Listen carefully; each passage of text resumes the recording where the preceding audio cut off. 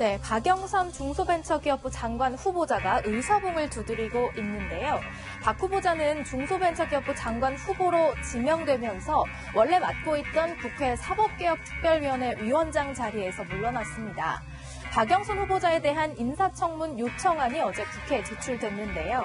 이보다 하루 앞선 12일 변호사인 박 후보자의 남편이 종합소득세 2,280여만 원을 뒤늦게 납부한 사실이 밝혀졌습니다. 지난달 26일에는요, 2015년도 세금 150여만 원도 추가로 납부했다는 얘기도 나오는데요. 개각 발표를 전후해서 수천만 원의 세금을 추가 납부한 것을 두고 지각 납부다, 지각 세금이다 이런 논란이 불거졌습니다. 박 의원 측은요, 청문회 준비 과정에서 잘못된 부분을 바로잡기 위해서 수정 신고하는 상황이었다고 해명했습니다만 4선 의원인 박영선 후보자, 그간 여러 명의 정부 인사청문회를 통해서 도덕성을 중시해왔죠. 김병화 후보가 인사청문 보고서 채택도 할 수 없는 이유는 첫째, 법 위반 행위가 너무 많다는 것입니다.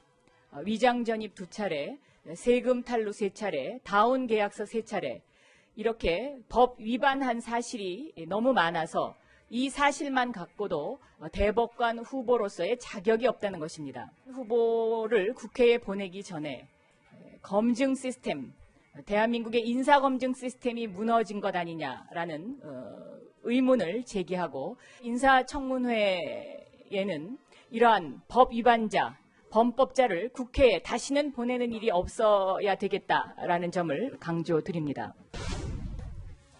앞서 2009년 2월에는 박 의원이 미국 오바마 정부에서 세금 298달러를 내지 않아서 장관이 낙마했다는 점을 거론하면서 고위 관료의 도덕성 문제를 부각시킨 적도 있습니다.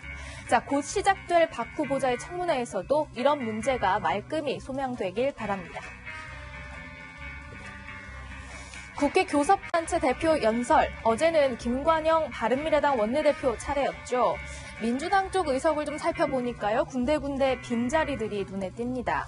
어제 김관영 원내대표가 국회에서 연설을 할 때 이해찬 대표 등 민주당 지도부는 이곳으로 향했습니다.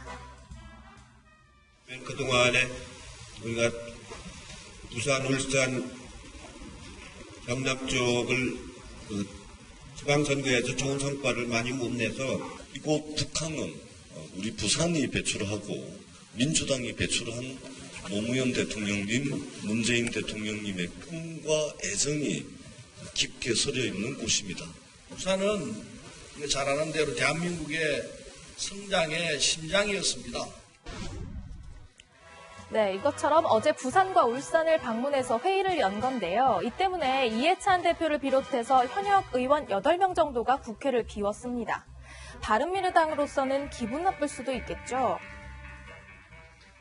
그 사람하고 자꾸 엮이는 게 좋지 않은 게, 거기 소수정당이잖아요. 저는 그 일당의 그 수석 대변인인데, 뭐냐면, 이 사람은. 그쪽도 아니, 미니정당이고, 영향력도 없는 정당인데.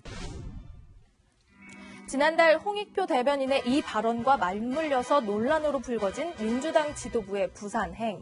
한 바른미래당 의원은요, 교섭단체 차원에서 결례인 것 같다면서 불쾌감을 드러내기도 했습니다.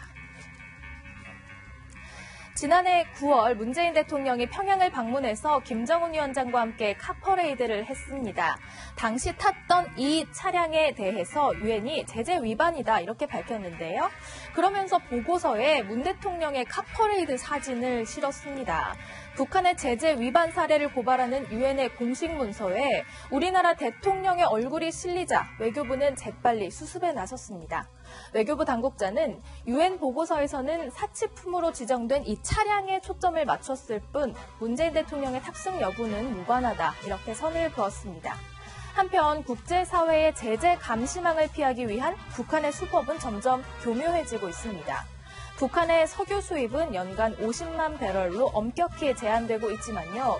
중국판 카카오톡으로 비밀리에 통신을 주고받고 또 공해에서 선박끼리 몰래 석유를 옮겨 싣는데요. 부표에 달린 파이프를 배에 연결한 뒤에 바닷속 수중 송유관을 통해 육지의 저장 탱크로 기름을 보내는 방식까지 동원된다고 합니다. 유엔은 대북 제재에 구멍이 뚫리고 있다 이렇게 지적하고 있습니다. 지금까지 순간포착이었습니다.